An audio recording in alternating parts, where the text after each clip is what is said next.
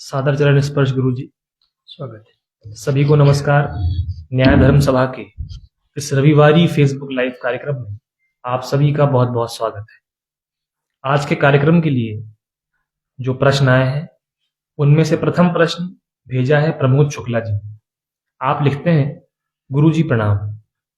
गुरु जी, आज समाज में अंबेडकरवादियों और बुद्धिस्टों का कहना है कि ये कैसे संभव हो सकता है कि किसी व्यक्ति का जन्म ब्रह्मा जी के मुख, भुजा, उदर व पैरों से हुआ। इस विषय पर कई तरह की चर्चाएं आम हैं। कृपया इस विषय पर मार्गदर्शन करने की कृपा करें। अगला प्रश्न राजकुमार देवांगन जी का प्रश्न है। आप लिखते हैं, वर्तमान परिदृश्य में समाज के लोग दैत्य वृत्ति के मालूम पड़ते हैं।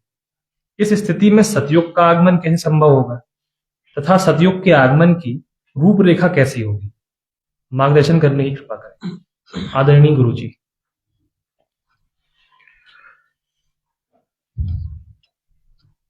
प्रश्न सनातन धर्म की व्यवस्था से संबंधित है। पहले तो ये समझ लें कि सनातन धर्म है क्या, इसका आधार क्या है, ये क्यों पूरी दुनिया में व्याप्त हो गया था, फैल गया था, कैसे इसकी सर्वस्वीकार्यता बनी थी, सबको यह कैसे प्रिय लगता है या पसंद आता है, ये किसी आश्चर्य से कम नहीं है कि सनातन धर्म में ऐसी कौन सी खास बात है कि पूरी दुनिया का धर्म बहुत वर्षों तक बना रहा है। और वास्तव में दुनिया का कोई भी आदमी इसकी व्यवस्था से भाग नहीं सकता। वो चाहे हिंदू बन जाए, मुस्लिम बन जाए, सिख बन जाए, ईसाई बन जाए, बौद्ध बन जाए, जैन बन जाए, पारसी बन जाए, बहाई बन जाए, कुछ भी बन जाए, और वो चाहे देवता बन जाए, मानव बन जाए या दैत्य बन जाए, मानना उसको सनातन धर्म को ही पड़ता है। सनातन धर्म का त्याग करके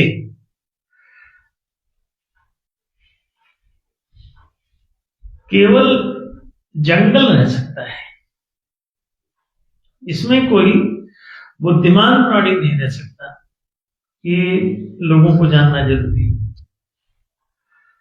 बुद्धिमान प्राणी क्यों नहीं रह सकता इसमें? क्योंकि वो सही और गलत समझता है,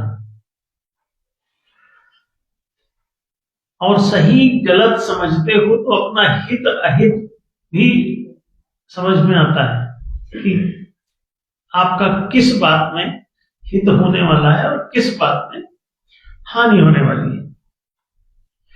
आप अपना शुभ अशुभ, हित अहित, उचित अनुचित ये देखने लगते हो, और जिस चीज में आपको लाभ हो, हित हो, उसको आप स्वतः पसंद करते हो, और जिस चीज में हानि हो, कोई भी ऐसी वस्तु जो आपके लिए हानिकारक हो, आपको उसमें प्रियता बनाना मुश्किल हो जाएगा। आप भ्रमवश किसी हानिप्रद वस्तु को लाभप्रद मान लो और उसको अपनी प्रियता के दायरे में ले लो, लेकिन वास्तविक बात यह है कि वो प्रियता का पैरामीटर ही आपकी उस बात से ही है कि आपको उसमें हित लाभ दिख रहा है, भले ही भ्रमवश दिख रहा है। यथार्थता दिख जाए तो बड़ी अच्छी बात है। अच्छा, बुद्धि जितनी प्रदीप्त होगी उतना यथार्थ देख सकेगी। वास्तव में लाभ हो ही रहा है अथवा नहीं हो रहा है। कोई बुद्धि यदि आपकी ज्यादा तीव्र है, धारदार है, अब ज्यादा प्रतिभाशाली है, तो उस अवस्था में आपको ये ज्ञात हो ही जाता है कि कोई चीज आपके लिए वास्तव में लाभकारी है अथवा नहीं। तो इस आधार पर प्रियता आपकी बुद्धिमत्ता के कारण। अच्छा, सनातन धर्म में रुचि का क्या कारण है? सनातन धर्म सत्य पर आधारित है। अच्छा, जो कोई भी नाम से आप जाने, अगर वो सत्य पर आधारित है तो वो शाश्वत और सनातन ही रहेगा। That religion will be eternal. उसको तुम त्याग दोगे तो भी वो इटर्नल रहा आएगा। क्यों? जैसे छोटा सा उदाहरण देखें कि यदि 2 में 2 जोड़ने से 4 होता है तो आप 4 होता रहे। 2 में 2 का जोड़ 4 होता ही रहेगा। जो इसको मानेगा तब भी होता रहेगा, नहीं मानेगा तब भी होता रहेगा। मानने वाले को जाहिर है कि हित होगा। आखिर दुर्योधन को हानि हुई। जीवन सोल लेवल समम सर्वेषु भूतेषु तिष्ठन्तं परमेश्वरम ईशावास्यमिदं सर्वं यत्किंचित् जगत्यां जगत् अतेन त्यक्तेन भुंजीथा मागधा कस्य सुधनम। वो सनातन धर्म का ईशावास्योपनिषद है, जो उपनिषदों में नंबर 1 पे लिखा रहता है। और उस ईशावास्योपनिषद का ये पहला। तो उपनिषद नामक ग्रंथ जो है वो सनातन धर्म के सर्वोच्च ग्रंथ है। उन पर आधारित ही सारा ज्ञान विज्ञान, सारे नियम नीति निर्णय सब उन पर आधारित ही हैं। जितनी व्यवस्थाएं हैं धर्म की, सत्य की ओर चलें।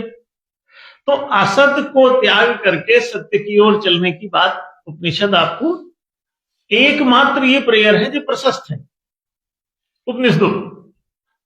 उपनिषद के भीतर। ये एक ही ऐसी प्रार्थना है जो आपके लिए आदिष्ट है, कही गई है, प्रशस्त की गई है। और सभी लोगों को यही प्रार्थना करनी भी चाहिए कि तुम असत को छोड़कर सत्य की ओर चलो।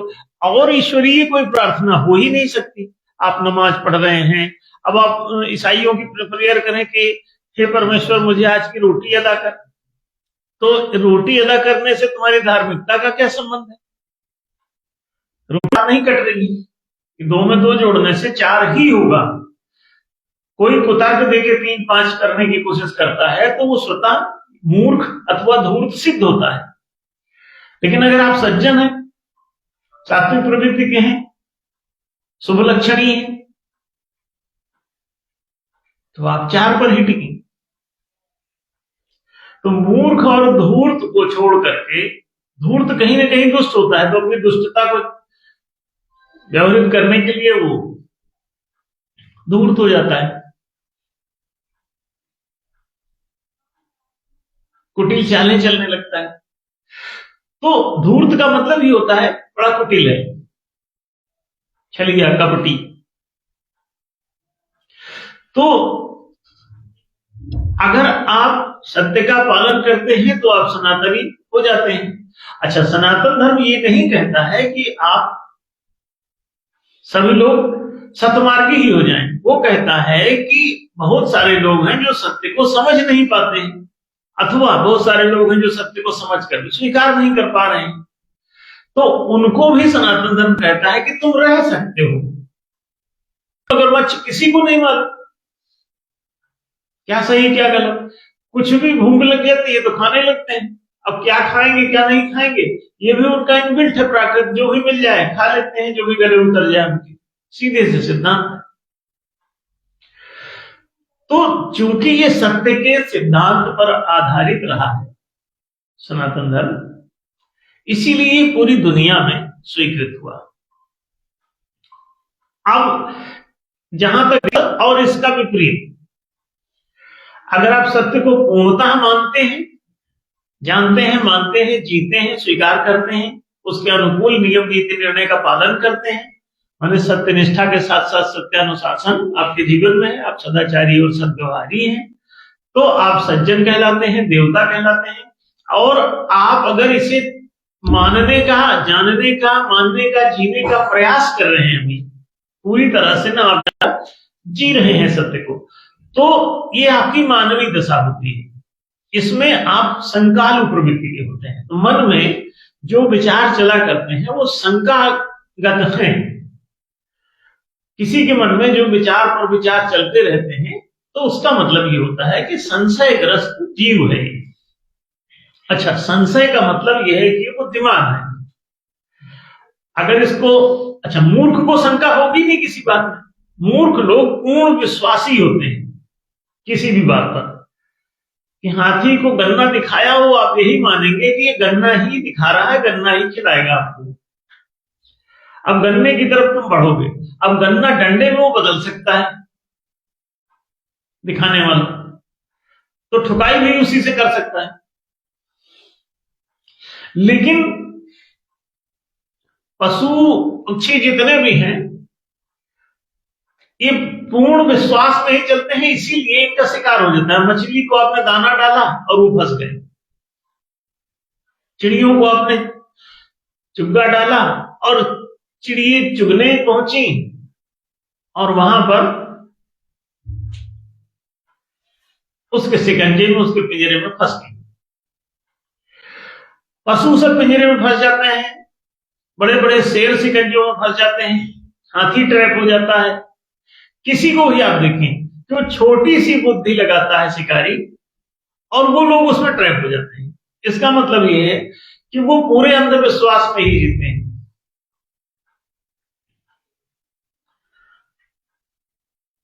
अगर आप मूर्ख नहीं है, बुद्धिमान है, तो थोड़ा बहुत आप सोच समझ के चलने लगते हैं।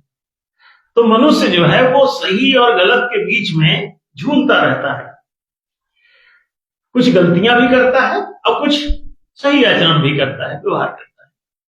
तो ये अभ्यास में है, अभी सत्य की ओर जाने की दिशा में ये अभ्यास में है। और ये जाता जाता कभी कभी उल्टा चलने लगता है तो पतन भी हो जाता है इसका। तो बीच की जो दशा है, मध्यम दशा, ये मानव की है, और जो सर्वोच्च दशा वो देवताओं की भी पूरी तरह सत्य को मानते हैं। मध्य में मानव है जो अभ्यास कर रहा है, पूरी तरह हो जाएगा धीरे धीरे। फिर इसके पश्चात एक है जो या तो सत्य को जान नहीं रहा है, और या जान भी गया है तो मान नहीं रहा है, उसके विपरीत ही चलना चाहता है। वो दुर्योधन वाला चैप्टर, जाना में धर्मम न च में प्रवृत्ति, जाना में धर्मम न च में निवृत्ति। तो वो धर्म को जानता है लेकिन उसमें लग नहीं पाता, प्रवृत्त नहीं हो पाता। और एक अधर्म को भी जानता है लेकिन उससे वो निवृत्त नहीं हो पाता, छुटकारा नहीं है। तो प्रवृत्ति और निवृत्ति आपकी हो ही नहीं रही सत में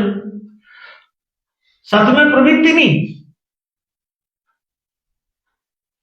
और असत से निवृत्ति नहीं। तो ऐसी दशा में वो दुर्योधन हो जाते हैं। तो दुर्धातु से उनका निर्णय होता है, दुष् धातु से। तो ये दु में विसर्ग लगाने से ये दो धातु होता है, उसी से दुर्योधन, दुशासन, ये सब शब्द बने। दुष्पथ, दुर्जन, ये सब उसी के। तो इन दुर्जनों को ही दैत्य कहा गया। रावण भी जब दुर्जन हो गया, सतपथ छोड़ दिया, तो दैत्य कहलाया, निशाचर कहलाया, निषिद्ध हो गया। तो ये निषादावस्था है उनकी। और जो सत्य का आचरण कर ही रहा है पूरी तरह से, वो देवता है। और मध्य में जो थोड़ा अभ्यास कर रहा है, अभी पूरी तरह से उसका नियंत्रण बना नहीं है कि पूरा सत्य को जी लेगा, लेकिन वो प्रयासरत है, उस दिशा में गतिशील है, तो इसे मानव कहते हैं। तो ये तीनों अपने आप ही तय हो जाते हैं। तो सनातन धर्म और उसका अनुयायी कौन? जो सत्य को जानता, मानता और जीता है, और जितनी भी मात्रा में जी सके जीने का प्रयास करता है, ये सब सनातनी। और जो नहीं मानता है वो जंगली पशुवत मानने, पशुवत होते हुए भी जो इतना मान जाता है कि वो दान पुण्य तक सीमित रह लेगा, न्याय को नहीं मानेगा, प्रेम को नहीं मानेगा, तो वो अलग दुनिया हो जाती है। अच्छा, सत्य के द्वारा 3 प्रकार के धर्म ये प्रशस्त है सनातनी बनने के लिए।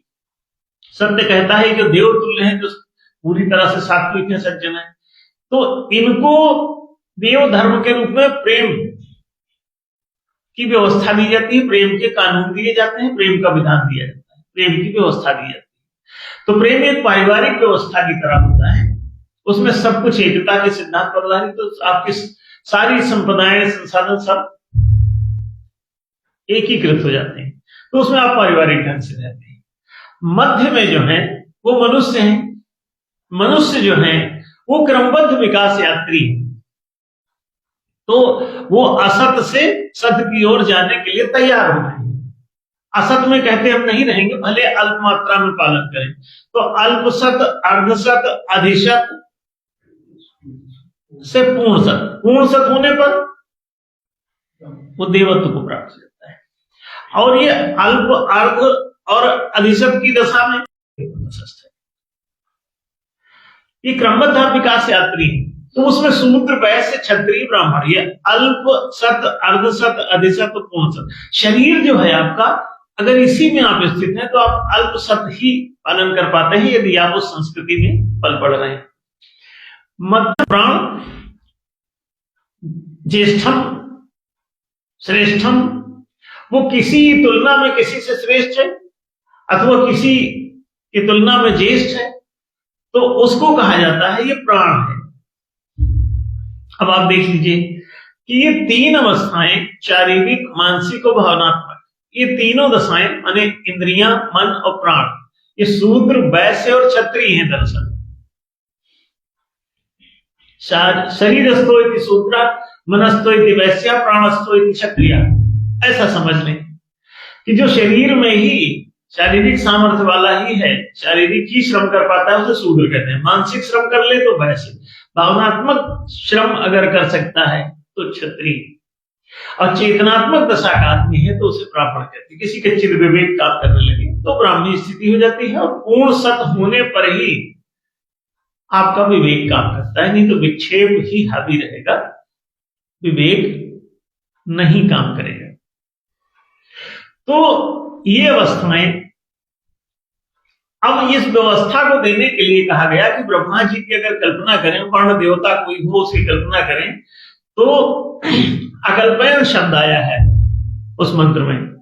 तो इसके ये जो आप ब्राह्मणों से मुखमासी बाहु राजन्य कृता उरु तदस्य यद वैश्य अपदभ्याम शूद्रोपतिष्ठिता, वो अजायत लिख लिए हैं, तो उसकी वजह से ये सारा झंझट इन्होंने एक शब्द उसमें जोड़ के ऐसा कर लिया, तो उसकी व्याख्या की पड़े। अकल्पयन शब्द है इस मंत्र से पहले लिखा। एक जगह तो साफ साफ है कि उसमें आश्रम व्यवस्था भी प्रतिपादित की गई है, तो वहां भी मुख से ब्रह्मचर्य आश्रम पैदा होता है, तो पैदा कोई आश्रम थोड़ी होता है। अकल्पयन शब्द है क्यों, किस प्रकार से कल्पना की गई है इसकी। तो उस मंत्र को जब आप पढ़ेंगे, पूरा सिस्टम उसको देखें, 2-4 श्लोक उसमें दिए हुए हैं, उनको ठीक से पूरा पढ़िए तो आपको पता चल जाएगा कि ये भ्रम फैलाया जाता रहता है। दरअसल समाज का अगर कोई संरचनात्मक ढांचा बनाए कि वर्ण व्यवस्था पर आधारित समाज, तो हायरार्की कैसे बनाएंगे। जैसे एक ऑफिस में आप चपरासी, क्लर्क, मैनेजर और डायरेक्टर, किसी कंपनी में 4 ये कर्मचारी होते हैं, तो उसी तरह से समाज एक संस्था की तरह है, और उसमें 4 प्रकार के कर्मचारियों की हायरार्की बनाई गई। एक शारीरिक दशा का आदमी है, उसका बौद्धिक विकास नहीं, उसे शूद्र कहा गया। जो शिक्षित हो गया वो वैसे हो गया क्योंकि उसका मानसिक विकास हो गया। और जो भावनात्मक रूप से संस्कार, शिक्षा से नहीं होता है, संस्करण से होता है। अच्छे संस्कारों से, अच्छे आचार व्यवहार से आप क्षत्रिय अवस्था को प्राप्त होते हैं, क्योंकि आपका प्राण प्रदीप्त हो जाता है, भावनाएं उबलने लगती हैं, संवेदनशीलता बढ़ जाती है। तो संवेदना बढ़ने पर आपको संबंधों की अनुभूति होती है, दूसरों की को पीड़ा होने पर आपको पीड़ा की अनुभूति क्षत्रिय अवस्था है। अब ब्राह्मण विवेकशील व्यक्ति को कहते हैं, जिसका चित्त विवेक सक्रिय हो गया, चिदात्मा सक्रिय हो गई। आदतों पर जब आत्मा का नियंत्रण स्थापित होता है, तो इस आदत मुक्त आत्मा का नाम विवेक है। तो ये जब आप समझ लेंगे कि ये एक संरचनात्मक ढांचे के लिए कहा गया कि एक अगर मूर्तिमान स्वरूप कोई आपको बताना हो, जैसे का से कबूतर कहा जाता है, तो काम माने कबूतर नहीं होता, काम माने कमल भी हो सकता है, काम माने कलम भी हो सकती है, काम माने कुत्ता भी हो सकता है। तो कबूतर ही होगा गारंटी नहीं, लेकिन एक उदाहरण समझाने के लिए बोल देता है शिक्षक। तो आपको ऋषिगण आपको समझा रहे हैं कि आप वर्ण व्यवस्था को समझ लें, हायरार्की कैसी है कि कौन किसकी बात सुने और माने। तो उसमें कहा गया कि शारीरिक दशा एक उस मूर्ति में पैर की तरह, और जो मानसिक दशा है वो कमर की तरह, पूर्व प्रदेश और आपके बौद्धिस्ट। तो मूर्ख होने के कारण अम्बेडकरवादी और बौद्धिस्ट और क्या जैनिस्ट भी ऐसा कर सकते हैं, और सभी ओशो जैसे लोगों ने इसका विरोध इसी तरह किया। आप अगर देखो, आप कितने भी बुद्धिमान हो, आप सब चीजें नहीं जान सकते, आपको विवेकशील होना पड़ेगा। अभी तक के संत महात्मा या तो सूत्रावस्था वाले हैं या वैश्यावस्था वाले हैं, जिनका जो शिक्षित है वो सब वैश्य स्तर के रहे हैं, और जो अशिक्षित रहे वो सब शूद्रावस्था में रहे हैं। उसी में शूद्र स्तर का आदमी, शारीरिक दशा का आदमी किसी के पीछे भागा जा रहा है तो कहते हैं उसका भक्त है। अरे वो खाना खाने के लिए भागा जा रहा है, भूख लगी है इसलिए कुत्ता आपके पीछे पीछे जा रहा है, आप सोचते हैं कि वो आपका भक्त है। भक्त वक्त नहीं है, कोई दूसरा रोटी देगा तो उस तरफ चला जाएगा और तुम देखोगे उसी भक्ति खत्म हो गई। वही भक्ति भाव भादव नदी समय चले घर आए, सरिता सोई सराही की जेठ मास्टर। ये पता चलेगा कि जिसको आप भक्त समझ रहे हैं, तमाम कबीर, नानक और बहुत सारे लोग, इनका कोई ऐसा भावनात्मक रूप से विकसित होने पर ही आप भक्ति कर सकते हैं, प्रेम के बिना नहीं कर सकते। जैसे कि आप रामचरितमानस में पढ़ते हैं, प्रेम के बिना नहीं भक्ति सुहाई, जिम खगेश जल की चिकनाई। और प्रेम भी कैसे पैदा होगा? जाने बिनु न होए प्रतीति, बिनु प्रतीति होए नहीं प्रीति। ज्ञान के बिना तुमको प्रतीति परिचय नहीं होगा, और परिचय के बिना तुमको प्रेम नहीं पैदा होगा, और प्रेम के बिना भक्ति नहीं पैदा होगी। अब भक्ति करोगे प्रेम के बिना, क्षत्रियत्व के बिना, अगर आप हृदय के बिना, छाती विकसित हुए बिना आप प्रेम करने जाओगे तो वही होगी जिमी खगेश जल की चिकनाई। कहते हैं एक खगेश, उसमें कोई अलंकारिक उपदेश कर रहा है कि एक ऐसी होगी जैसे कि जल की चिकनाई। जल कोई चिकना होता है, आप उसमें कोई बेरिंग में डाल दो तेल की जगह जल, तो वो और चेंचे करेगा, तो इसीलिए अब सूख भी जाएगा जल्दी ही गर्म होके। और तेल डाल दो तो जैसे गर्म होगा तो और पिघला हुआ उसमें चलता रहेगा आराम से। ग्रीसिंग कर दो, हटाए नहीं हटती। हाँ, तो वो कह रहे हैं ग्रीस वाली चिकनाई नहीं, तेल की चिकनाई नहीं, कैसी चिकनाई? जल की चिकनाई। एकदम थोड़ी सी गर्मी पड़ने पर उड़ जाती है, उसी तरह से तुम्हारी ये चिकनाई भक्ति की है। तो भक्ति वैसी उड़ जाती है, जरा सा किसी ने काट दिया भक्ति खत्म, है ना। तो ये समझना पड़ेगा कि ये जो संरचनात्मक ढांचा दिया गया है ये अतिशय उच्च कोटि का प्रतिपादन है, इसको सामान्य मत समझें। ये ब्रह्मचर्य आश्रम भी इसी तरह है कि ब्राह्मण के मुख से कोई ब्रह्मचर्य आश्रम पैदा हुआ, फिर गृहस्थ आश्रम पैदा हुआ, फिर किसी दूसरे अंग से आपका वानप्रस्थ आश्रम पैदा हुआ, फिर और किसी अंग से संन्यास आश्रम पैदा। तो ऐसा भी प्रतिपादन हो सकता है, और यही उसमें लिखा हुआ है। एक दो जगहों पर आश्रम व्यवस्था भी लिखी हुई है। जब आप शास्त्रों का तमाम अध्ययन करेंगे तो बहुत सारे शास्त्रों में सब रेफरेंसेस है मौजूद। तो आप पूरा जाने बिना, पूरा ठीक से पढ़े बिना और अलूल जरूर बकते हैं, और पैदा हुआ नहीं लिखा उसमें। आप देखो, ब्रह्म के मुख से ब्राह्मण पैदा हुआ, ऐसे कहां लिखा? उसमें लिखा है ब्राह्मणो अस्य मुखम आसीत। आसीत माने होता था, अस्ति माने है और आसीत माने था, जिससे उठा के। तो आसीत ब्राह्मण इसका मुख था, तो सिर जो मान्य है, सिर के रूप में जिसकी मान्यता है समाज में, कि वो शीर्ष रूप से माना जाएगा कि ये अगर कोई बात पूछनी है तो पहले उनसे जाके पूछो, है ना। तो इसीलिए उसको, ब्राह्मण को सबका गुरु कहा गया कि कोई भी बात अड़चन है आप उससे पूछोगे तो सही बात पता चलेगी।